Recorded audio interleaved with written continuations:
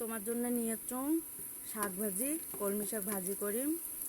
এটা কোনো হলো মরিচ, পেঁয়াজ, রসুন কুচি কুচি করে কাটি দিছুম, লাল লাল করিম। এই যে এখন শাকটা দিয়ে দিম।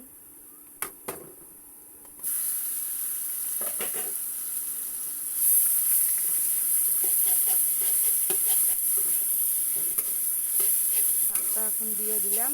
শাকটা আগে সিদ্ধ করি আমি রেখে দিয়েছিলাম।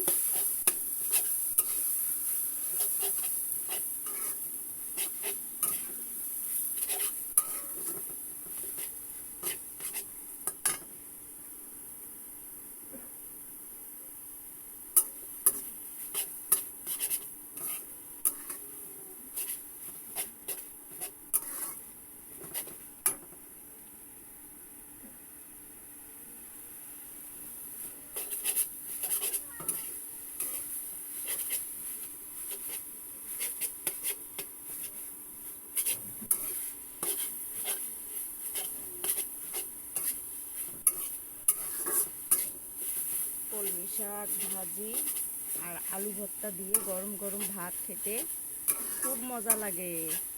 আমার রংপুরের খাওয়া এটা।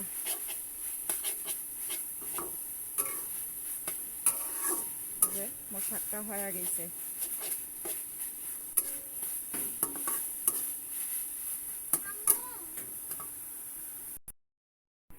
এই যে শাক ভাজি আমার হয়ে গেছে। শাক ভাজি আর আলু ভর্তা, গরম গরম ভাত।